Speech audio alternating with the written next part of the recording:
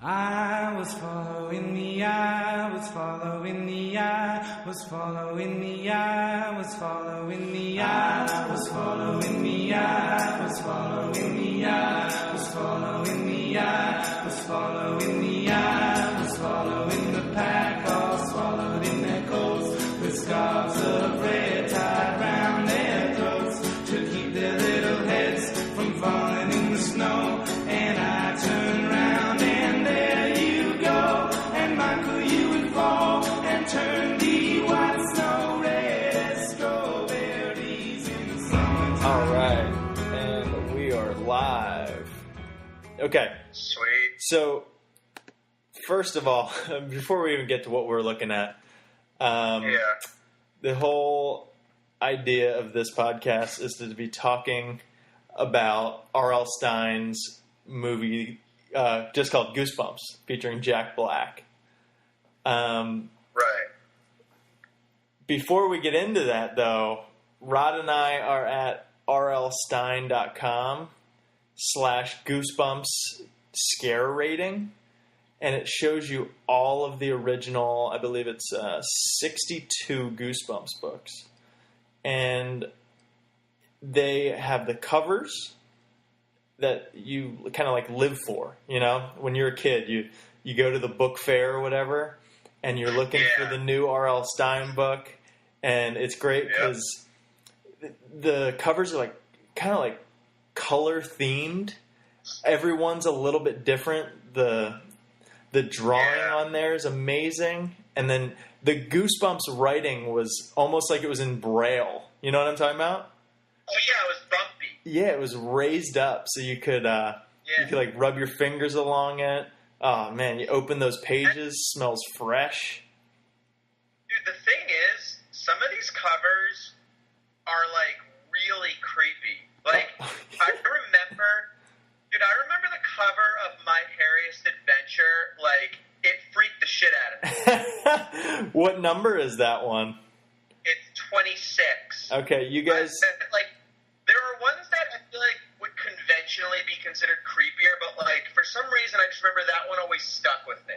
Yeah, that's funny. I mean, I think everyone at home that's listening to this, whoever, like, I'm sure you've read a Goosebumps book in your life, but go to rlstein.com, and then on like the main page it says Goosebumps scare rating, and then it'll take you to all these old school pictures, and it's just amazing. I remember number 19, Deep Trouble. I just loved the hammerhead shark on the cover there. Oh yeah, that's so sick. It's huge too. Yeah. Now, I want to talk about this at some point, but go to number 27, and it's called A Night in Terror Tower, and I could be wrong because I might just be thinking, and all these Goosebumps books are running together, but I want to say that one was a pick-your-own ending kind of book. No? See, I wanted to talk about this too. Okay, cool. That was a whole other series. That was called Give Yourself Goosebumps. Oh, nice. Okay. That is actually, that was what I read way more of. I read, like, the thing is, when I was a kid, I never liked reading. I remember, like, starting to read Monster Blood, and I got bored, and I started to read Night of the Living Dummy, and I got bored, just because I hated reading. But then when I discovered the Give Yourself Goosebumps, and realized that you could, if you don't know what they are, they're like, they're written in, like, the second person. So, it'll be, like, you're doing this, like, you're going to this place with your grandma, and you don't want to hang out with her, so, like, if you want to do this, turn to page 26, but if you'd rather do this, go to page 109. Yeah, exactly, yeah. And there were that's why I like them, because there were so many different, alternatives. So fun. So fun. And so cool. I remember the one that I guess the one that I owned was one where I was like in this castle, and you had to get away from like an executioner or something, And this was a give yourself Goosebumps. Yeah, and I found that I would always die. Like, you would always just make the wrong move. And I don't know if you did the same thing as me, but whenever you'd get to those points where you had to go to a different page, I would dog ear that page just in case I died, and I would come back to it. Of course. Yeah. Exactly. Yeah, man. There was one that was like, you basically, like, you go into an arcade with some friends and, like, you start playing a video game and, like, you get sucked into the video game. Yeah.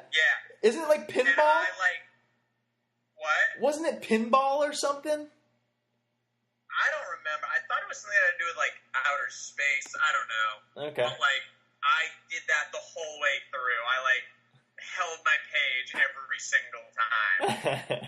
I had to make sure I won. I know. Dude, these books bring back memories, man. I would, no lie, my mom would buy me one, and I would finish it that night. That's how obsessed I was. Nice. Yeah. Well, let's talk about the actual movie. So we got the background. R.L. Stine, he's a kid's horror writer, and they're humorous as well. Right. But they're like the introduction to kind of scary concepts as a kid. What age do you think you were when you were reading these? I want to say that I was in 3rd grade, so maybe 10. Yeah. I think I probably stopped once I was about 6th grade, would be my guess. Okay. That's my guess. I don't remember, but I just remember seeing. I feel like they came out very quickly. Like all the books? Yeah, like you weren't waiting too long. Dude, I'm pretty sure if you were to go back and read one, it would be like a 1st grader's reading level. Oh, I'm sure, yeah. Yeah.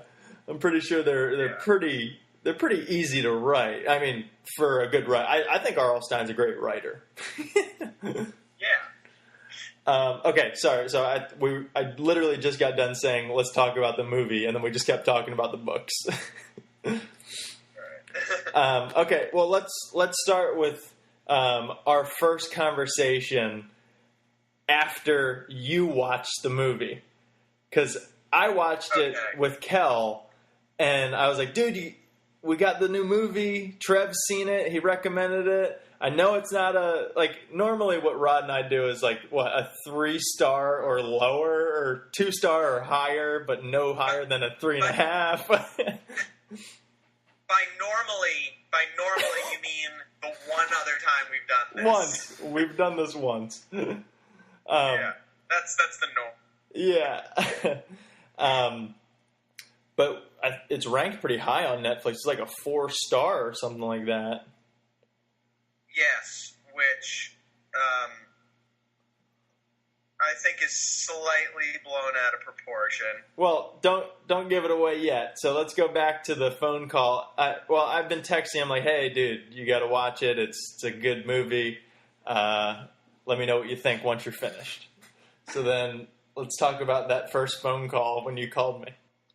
All right. I'm pretty sure what I said was that it wasn't that great of a movie. Yeah, dude, you called and you're like, dude, listen. You didn't actually do that, but you're like, dude, you're kidding, right? Like, this wasn't good. And I had to explain to you. I'm like, Rod, it's a kid's movie. It's like, imagine. Yeah, but see. Go ahead. Look, here's the thing. Yes, it is a kid's movie, but here's the reason why I feel like that doesn't work. Because how many kids today do you think have read the Goosebumps books and get all the references? I would say almost none. That'd be my guess. Right. Therefore, I'm not quite sure who the target audience is, because it's like, on one hand, there's kids, because like it is clearly a kids movie, but they're not necessarily going to know what you're talking about. And then on the other hand, there's adults who like people in their 20s who grew up reading these books, but like as adults, we probably don't necessarily find it that entertaining because of the quality. Okay. Well, what about if you are maybe I'm trying to think of like I guess Like a teenager?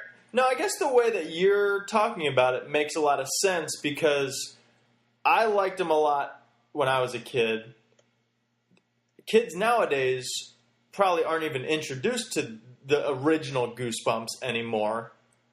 And me being like, 20 years older now, I'm not quite old enough to have a kid. And even if I did, I'm not quite old enough to have a kid that would be old enough to watch that movie.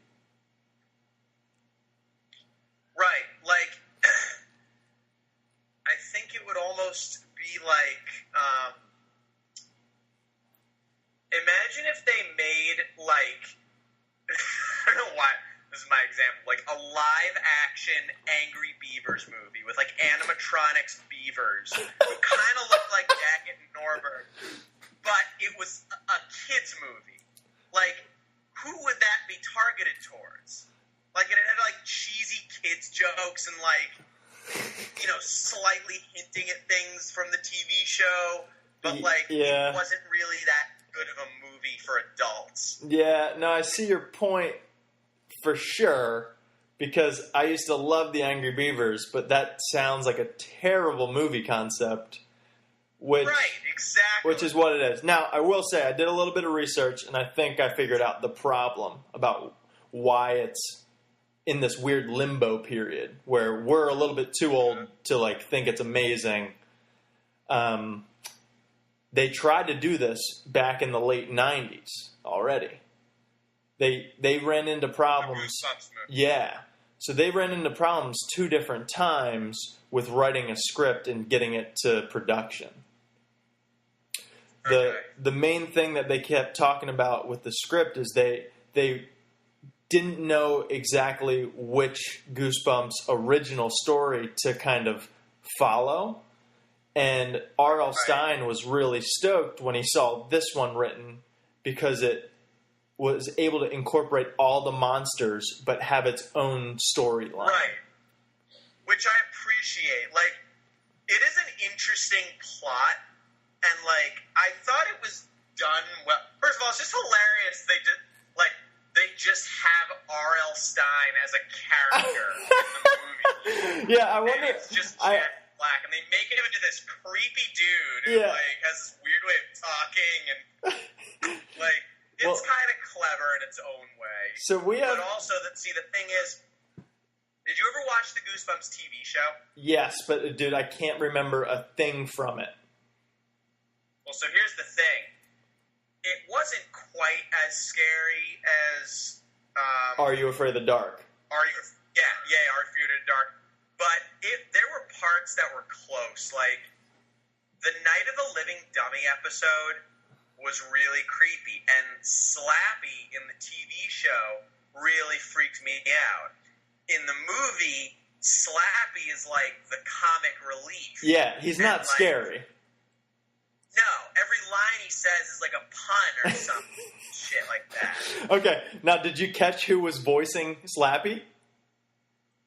No, I didn't. Dude, it was Jack Black. Was it? Yeah, it was. Alright, that makes sense. Yeah, so Jack Black is credited in this movie with voicing not only R.L. Stine, not only Slappy, but also someone else. It's another monster. Take a guess. Was it the Abominable Snowman? No, this one I believe actually was human kind of. The Invisible Boy? Yeah. He doesn't talk. I think Does he talk? I think he talks right at the end. Oh, okay. Because it's got like the twist ending. Okay. Yeah. Yeah. Okay. So speaking of the ending, this whole this whole weird shit going on with the girl, and like how she's a ghost, and then he writes a book so that she can be real. Like, first of all, if he wanted a daughter so bad, why didn't he do that in the first place? That's a great question. Like, oh, but it all works out kind of thing at the end. Yeah. Yeah. I'm with you. I don't know. It just didn't make any sense. Oh, she's alive again. You guys can bang. Don't worry about it. Yeah, actually, Kel brought this up. She's like, if he wrote her in the book, she's not going to age. So is he going to have to lock her in the book every time, like every year, and write a new girl again? Like 1 year older? That would appear to be the case. Yeah. Yeah. For those of you that are listening to this podcast and didn't watch the movie, this is going to be the weirdest thing ever. Yeah, I would say pause it, take an hour and a half, watch the movie. Masturbate, and then come back. Yeah. Are you high right now? Am I? No, I thought about it, but I'm not. I might change my mind halfway through this, though. You never know. Yes, that's true. I'll do okay, it with so you. there were a couple of things that I took notes on that I wanted to bring up. Okay. First of all, the mom and this kid move into their house. Did you notice that their house was, like, pretty much completely furnished? No, I didn't notice that, but Dude, but you're right, yeah. There was, like, chairs and tables and furniture everywhere, and they just don't acknowledge that at all. Well, dude, they bought the house furnished already. That's how you solve that. Can you do that? Can you buy a house furnished? Yeah, you can, but it's usually like a vacation Really? home. I didn't know that. It's usually like a destination place where, oh, I'm going to buy a house in Cancun. I want the furniture with it. Yeah. Not in, like, where were they, Delaware? Dude, I have that written down. They're in Madison, Delaware. It doesn't exist. I looked it up. There's no Madison, Delaware. Really? Yeah. Yeah. But I mean, Madison's, like, it's like a go-to, like, generic name of, like, a shitty town. yeah, which is funny because the actual town that they filmed in Georgia, called Madison, is apparently voted like one of the nicest rural towns in the U.S. Really? Yeah, which is kind of cool. All right. Yeah, so Madison, Delaware, not real, but Madison, Georgia, where they filmed it, is real. Yeah. So I had much higher hopes for the first, like, 20 minutes of the movie because there were actually a lot of things that I thought were really funny. Okay. First of all, I thought that the kid's, what was the friend's name? Champ. Champ, right. That's his real name. I thought he was funny. Champion. Yeah, that kid is such a perfect dork. Like a dweeb. Like he's a mouth breather. Yeah. You know what I mean? Totally. Yeah, absolutely. Also, I was actually laughing pretty hard during the scene where Zach calls the cops, and the two cops show up, and, like, the woman is just like, "You're under arrest," and he's like, no, not yet. Good. Or, like, you're thinking, like, she's like a rookie and, like, doesn't know what to do. Yeah, the two cops had a great dynamic that was not necessary in the movie at all.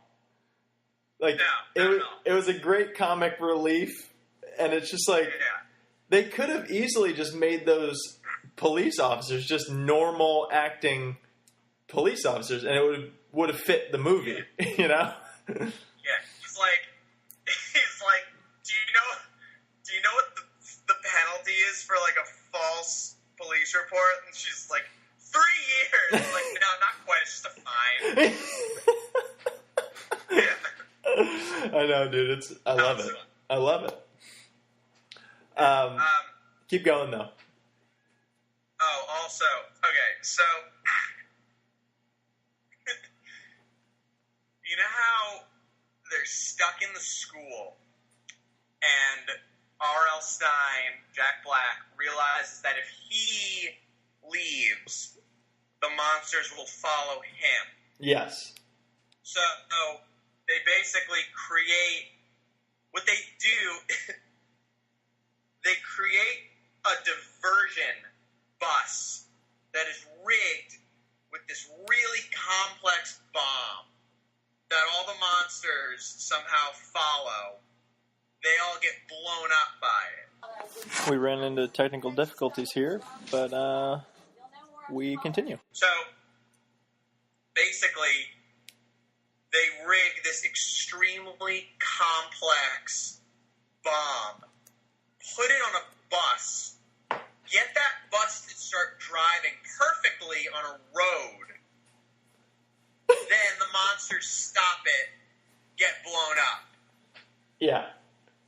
That was absurd in so many ways. First of all, they rigged that bomb so quickly. Who built that thing? I don't know. Some terrorist, though. How did they have the materials to build a bomb in like 45 seconds? It was the quickest bomb making ever. It was good. How did they get it on that bus and get that bus to drive in a perfectly straight line on the road? Weird, because they put the bus out, like, they just skip scenes. They just show that the bus is driving on a road, right? Right. Yeah, and there's nothing driving the bus. Yeah. There's not. They don't even have, like, absurd. They're not even, like, remote control. Like, they're not even using a remote control. It's just somehow it's going perfectly straight on a road. Yeah. Yeah. My driveway at my house that I live in is a straight line. It's just perfectly straight. It's probably, it might be like 30 yards or so. Okay. I would not feel comfortable putting my car at the end of it and just like having something on the gas and thinking that it would be able to drive in a perfectly straight line and just like get to the end of that. Yeah, road. Because cars don't really drive in perfectly straight lines. There's little always bumps. Gonna start, you ever when you're driving on the highway, just like take your hands off the wheel for a second? It always goes a little bit in one direction. Yeah, and actually, I think they make cars that way. Just, right, and they do. Yeah, so they go off and hit the barrier instead of slamming into a car. Yeah, but see, the thing is, when you say the barrier, you mean the thing that divides one side of the highway from the other. Yes, yes. Right, but see, that only works if you're on one side of the road. Right? Well, I mean, if you're on the right-hand side of the road and your car always goes left, you'll go into the median, right? The middle barrier. And then if you're going the opposite direction, you're now on the right-hand side of the road also. Yeah, okay, I guess you're right. Yeah, but see, I feel like my car goes the other direction. Okay, so yours will, like, launch you off the road. Yeah. Into the fucking woods. Yeah. I think mine goes left, like my wiener. Yeah. It works out perfectly. Yeah, it does. Okay, I made a note here. I said, how old do you think the child actors are in this movie? Because... Okay. And the reason why I'm asking is because I feel like normally they always hire really old people, and they're about 16 in the movie. You know what I mean? They're playing 16-year-olds. So how old do you think these two were? So I think, was it Zach and Hannah? Yeah. Okay, I think the guy who plays Zach is like 18, playing like... How old are they supposed to be? Like 15? Yeah, they can't drive, right? Yeah, I don't think so. So, I'd say 15. Yeah, they're trying to be 15. So I think Zach is about 18. I think the girl who's playing Hannah is about 11. What do you think the girl is actually 11 years old? Maybe not 11, but dude, she looked way younger than him. Okay. Like, okay. 11? Maybe like 14. Maybe how old? 14. 14? Okay. Well, I looked it up right now. They are 19. Yeah. The movie came out in Both of them? Yeah, they're both 19, and the movie came out in October 2015, so like half a year ago. Wow. So when Holy shit. Yeah, when it first came out, they were about 18 and a half, and then they probably filmed it about a year earlier, so they're about 17. Wow. Okay. That girl looks way younger, I think. Yeah. Hey, she might be for you, dude. She's a Jew. Is she? Yeah, she's from Israel. Yeah, but, I mean, come on. Have you seen her? Yeah, she's not juicy enough for you. Not any near the juice that I require. I'll require some juice. That's funny. Well, I also wanted to talk about R.L. Stein's cameo, like the real R.L. Stein at the end of the movie. Yeah, I appreciated that. Yeah, I'm glad you caught that. Did you notice what his name was? Yeah, Mr. Black. Yeah, Jack Black. He's the new drama teacher. Yep. Yeah. It's perfect. It's perfect. Yeah. Perfect. I'm trying to see what else I wrote here. Okay, I wrote that Madison, Delaware doesn't exist. I also wrote, where is R.L. Stein today? And we were just on his website, and I got distracted looking at the Goosebumps books, the originals. But Yeah. I don't know. I don't know where he is today. Hopefully he's having a good life. This is Ty Post Podcast. I did a little research, and R.L. Stein still writes. So go buy his books. Yeah, sure. I mean, as far as I know, he hasn't written anything in a very long time.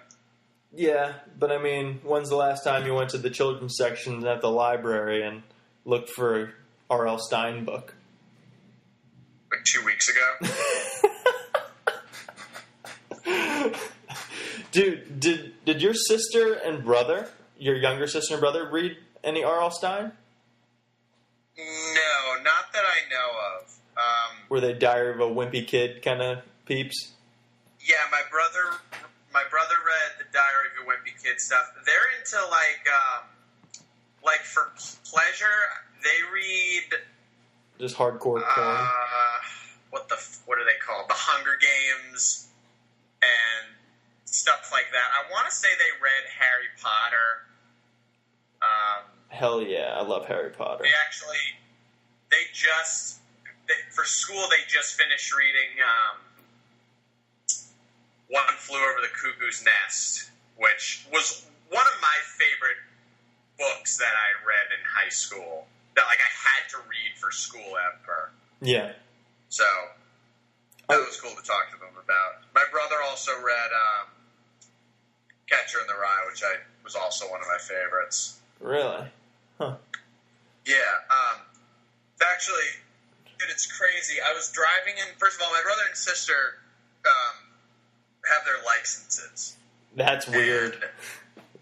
Yeah, I like my sister. We went to go meet my sister and I went to go meet our parents somewhere, and they didn't want my sister to drive on the highway in my car for the first time because it was like an unfamiliar car. So I let her drive down the street until we got to the highway. It was super weird having her drive with me sitting in the passenger seat. I was just asking her about, like, her social life and, like, stuff she does for fun, and, she's, like, always going to parties, and I asked her if she's ever drank, and she's like, yeah, and I was like, I expected that to be the answer. I was like, you're 16, you go to a public school, you have a lot of friends, you probably, like, drank to some extent. And then I was like, have you ever been drunk before? And she's like, yeah. And I was like, man, that's crazy. And, like, I asked her if she's ever smoked pot, and she hasn't, but she's, like, seen people smoke pot.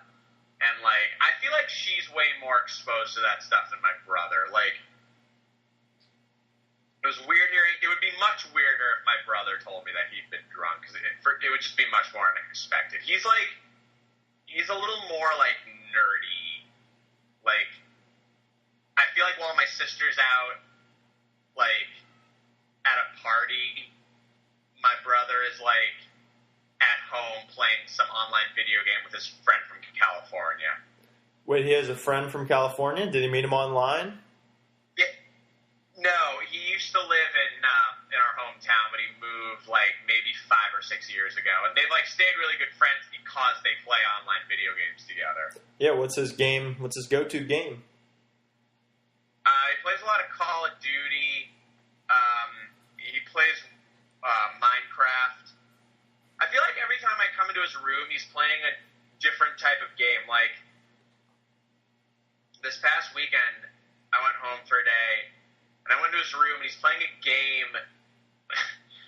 It's basically like he's in a huge, like, arena, and he's a race car, and he's basically trying to bump a basketball into a basketball hoop with his race car. What system is this on?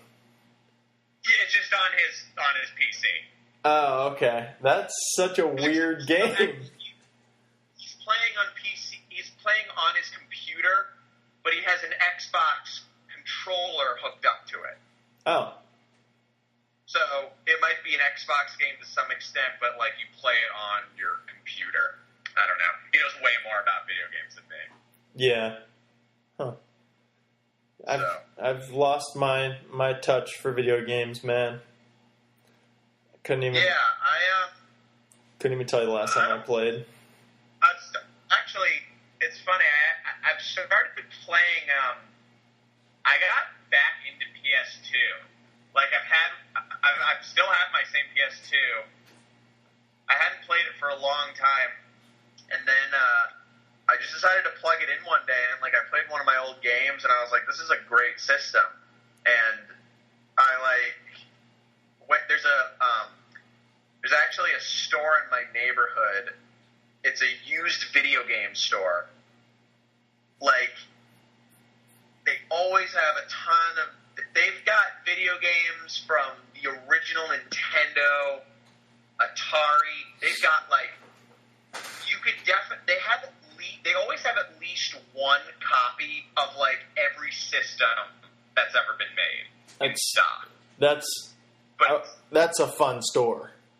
Yeah, it's so much fun. What's even better is they have, like, 4 arcade cabinets there. They've got, like, an NBA Jam. They've got the Die Hard trilogy game. They've got Contra and one other one. They got Blitz. Ooh. And, yeah, it's just, like, if I'm out walking and I'm walking in that direction, like, I'm always going to stop in there. Dude, they've got, like, it's a used video game store, but it's, like, I've brought old, like, PlayStation games that I just don't play anymore, and I've, like, sold them and just gotten cash for them. Yeah. There's a group of something. Those video games you got before, the PS2 games, when they were new, you probably paid, like, $45 for them, right? They'll fucking just throw you, like, 2 dimes for one disc. You know what I mean? Yeah. Oh yeah. They rape you. There's some that are worth more than others. Like, when I was in middle school, I got this Castlevania video game, and I brought it in, and it turned out to be like the most popular Castlevania in that series. And, like, I remember playing it a bunch of times, and it got to a point where I got stuck and I just couldn't figure out what to do at that point. And I was like, fuck this game, and I just never played it again. And I brought it in. They gave me like $30 for it, which means they're probably selling it for like 50 or 60. Yeah, they're going to give you like 40% of what they're going to sell it for. Yeah. There are some that aren't worth very much, but like, there's like one specific Mega Man video game from Super Nintendo that's worth like $80 in the store. Really? Yeah. I've seen this for like a year in this store. There's an unopened copy of like one of the original RPGs for Super Nintendo. I don't remember what it's called. It's very like, from the cover art, it's very like anime looking. $250. What? An unopened Super Nintendo game. $250. Holy crap. How much do they sell a Super Nintendo system for? I mean, not an unreasonable price. You could probably get one for like, I don't know, $40-50. Are you serious? Yeah. That's a great price. Yeah. Dude, there are some really good games for Super Nintendo. Like, oh, there's great games. Yeah. That Super Mario World is probably one of the best games. Yeah. It's never going to get old, ever. No. You know Yeah. what's crazy? I got, like, I remember, like, I obviously, I played that a lot when I was a kid. And then, you know, I'd play it from time to time, like, throughout my whole life. But I remember when I was in, like, high school, I hadn't played it in like a year, and I pulled it out, and I was like, I really want to see how far I can actually get in this, and like figure out how many things to unlock. And like one of my friends from home, he'd like come over. We like he had a Super Nintendo too, so we'd like bring it back and forth to each other's houses, and we'd spend like 3 hours just like trying to figure shit out. It's amazing, and like there were things that we had to look up online, like cheats and like how to unlock certain things. Yeah.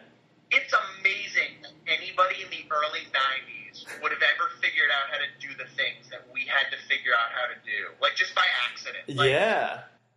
Sorry, guys. It's Ty again. Just interrupting. I want you to listen to this ridiculous pause that Rod has coming up here. I've been having to edit them all, but I want you to hear one uncut. Here it is. In the first, I don't know if you've ever unlocked this, but in the very first haunted house in the game,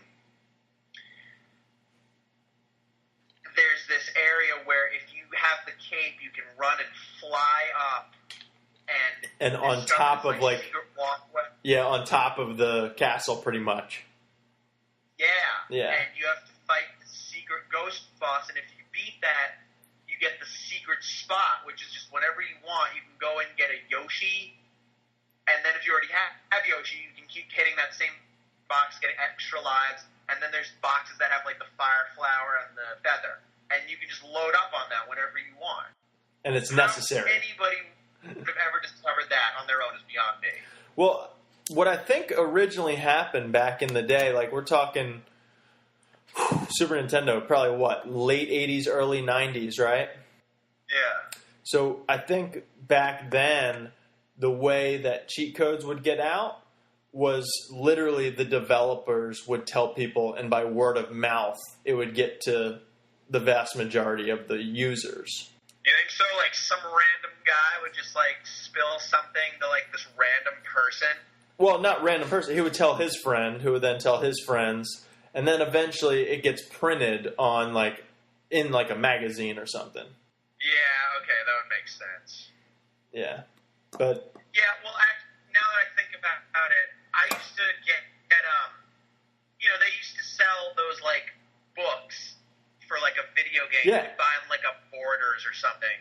yeah, do you remember how much they fucking cost? A shitload. Dude, at least like $25. Like, you buy your like $60 game, and then you got to buy a $25 walkthrough manual that teaches you how to beat the game. It's like, just try the game first. I used to do the same thing. Yeah. Yeah, but I mean, the main thing I would use those walkthroughs for were like games like Resident Evil, where you can go in multiple different rooms. It's not like a straightforward game. I could see it being a really good thing for like Zelda, which is like a wide open game. Definitely. Yeah. Yeah. That would make sense. Huh. Yeah. So there's a bunch of like thrift stores in my town anyway too. So like there's always like a video game section. So I bought some like old Grand Theft Autos, like NBA Street Volume 2, and just a bunch of like fun games. Yeah. When do you find time to play video games? Like when I come home from a bar at 2 in the morning and I don't feel like going to sleep yet. Okay. So you're still at that stay up late raging and then come home and continue raging by playing video games and staying up and not going to bed like your body probably wants you to? Yeah, definitely. Okay. Actually, this past weekend I went to bed at a pretty reasonable time. I probably went to bed at like 1 or 2. But like, and there have been stretches where I've gone to bed at like 5 o'clock in the morning, Saturday and Sunday, or Friday and Saturday for like every week. Oh my God. What time are you waking up on those days?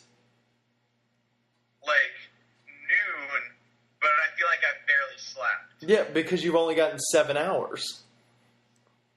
Right, yeah. And this isn't, I definitely don't play that many video games anymore, especially because, like, you know, I'd go out to a bar, like, before, you know, a few months ago, I'd go out to a bar, and I'd come home by myself, and I'd be like, well, I'm just gonna keep hanging out. But I've been, like, seeing this girl lately, so, you know, we'll go to bed at, like, 2 or 3, and then I'm not exhausted in the morning. Nice. How long you been with her? Since we've been hanging out since like February. Sweet, man. Where'd you meet her? We met at the show last year. It was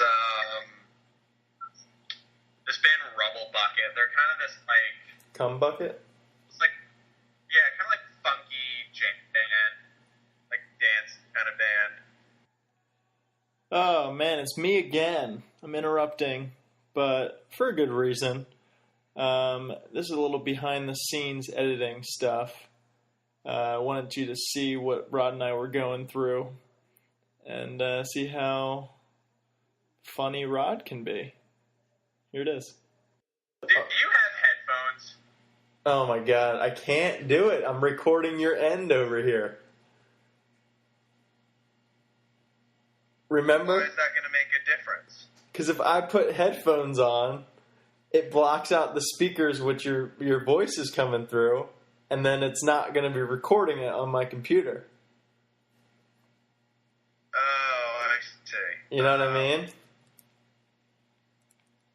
Alright, well, there is a chance that, like, you're going to just hear my voice over twice. I can't hear it.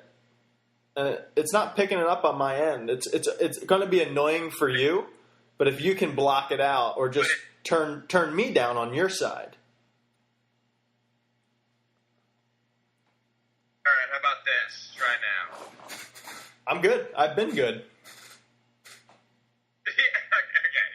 Yeah. Can we put the video back on? Because that didn't do anything. Oh, wait. I've been looking at you the whole time. You didn't turn your video off.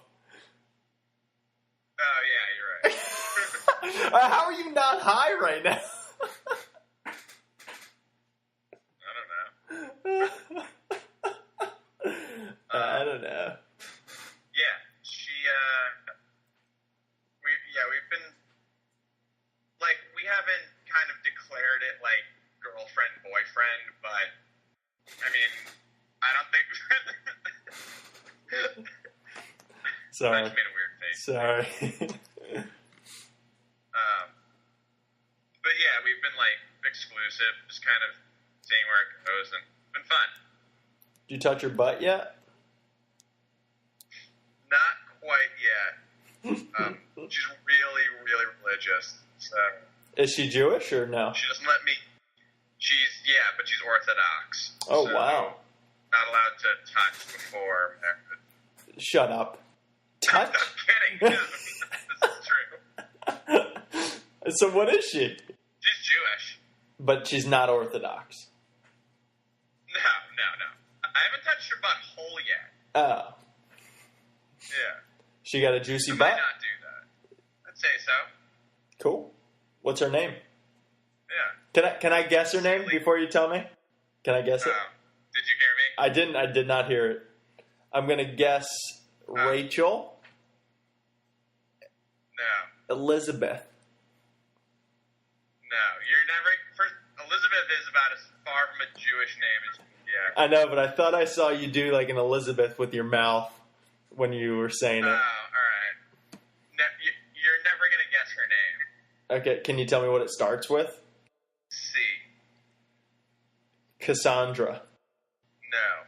Her name, what everyone calls her, what she goes by, it's a nickname for a pretty uncommon name.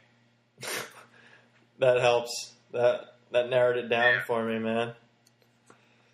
You can just tell. Is it Chad? Is that her name? Yeah. No, what's her name? Her name is Seely. Seely? Yeah. Which is short for Celeste. Oh. Yeah, I would have never, ever guessed that. Yeah. That's cool. What's her last name? Yeah. Let's put her on blast right now. Rod. I'm going to guess that too. No. Rod Banger. No. But, okay, so her last name is the same last name as a famous basketball player. Rodman? Yeah. Nice. She's How did you guess that? Celeste Rodman. Because I thought I heard you saying like Rod something before you were like, oh wait, do you want to guess that? I did, yeah. Yeah. Yeah. Celeste Rodman. Nice. Look it up, guys. Find her on Facebook. Shoot her some messages and just talk weird stuff.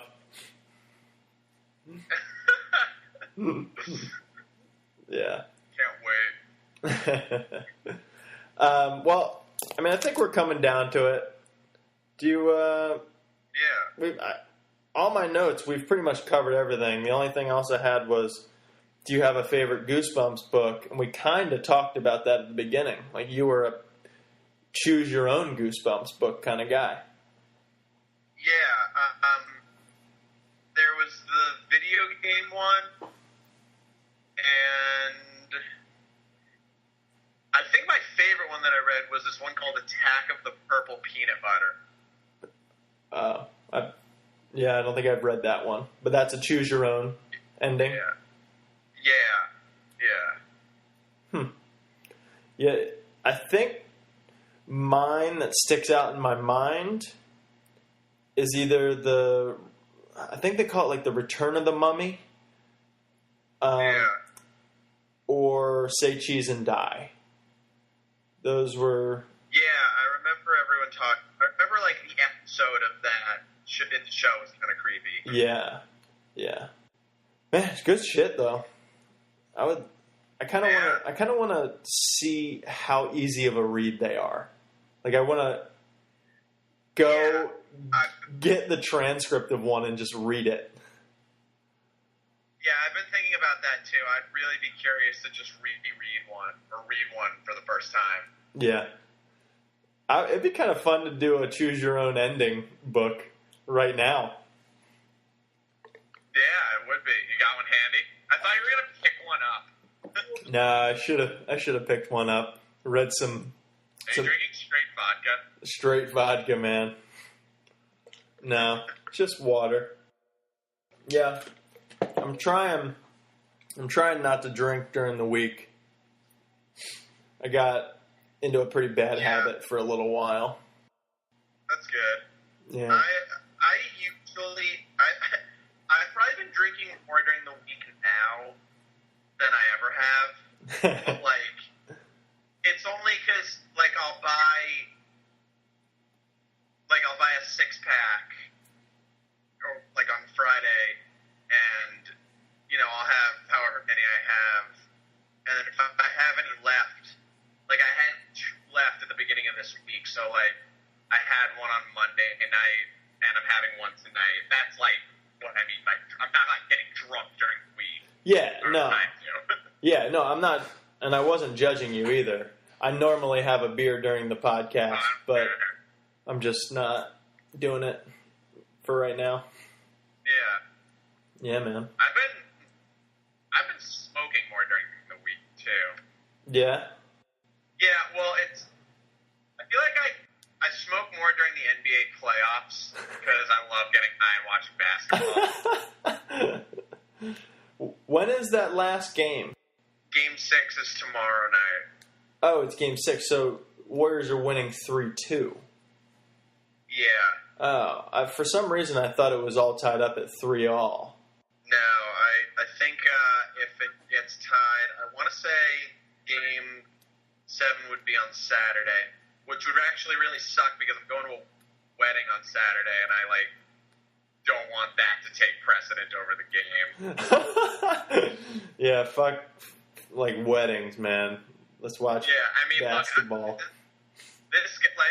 want to go to this wedding, but, like, if it's game 7, I'd call out sick. Shut up. No, you wouldn't. I wouldn't do that, but good. I would be watching it on my Watch ESPN app for a good chunk of the time. Yeah. Huh. Yeah.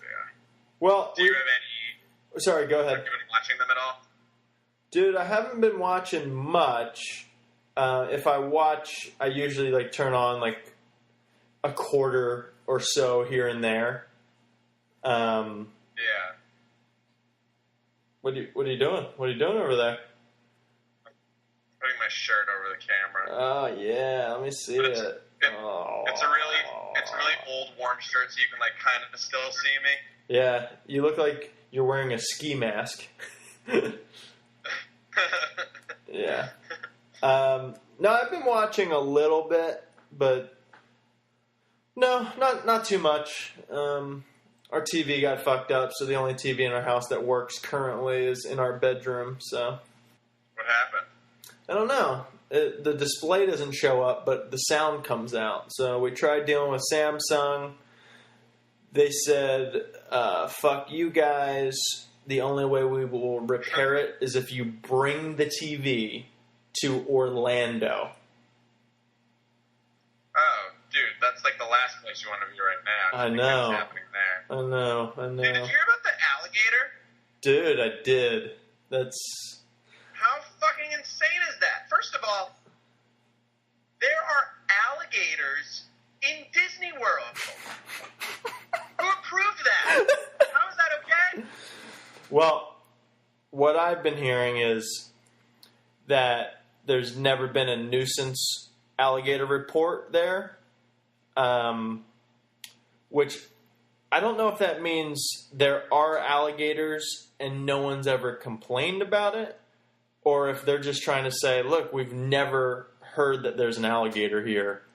We put up signs just because it's Florida. Alligators can get in here if they want to. That, like, I don't know. I don't know, man. I don't think Disney is going to have what do they have, like a body of water that just is attached to, like, the ocean? Or, like, a... Ocean? Alligators don't live in the ocean. Don't saltwater crocodiles live in, like, estuaries? We're talking about alligators, motherfucker. Yeah.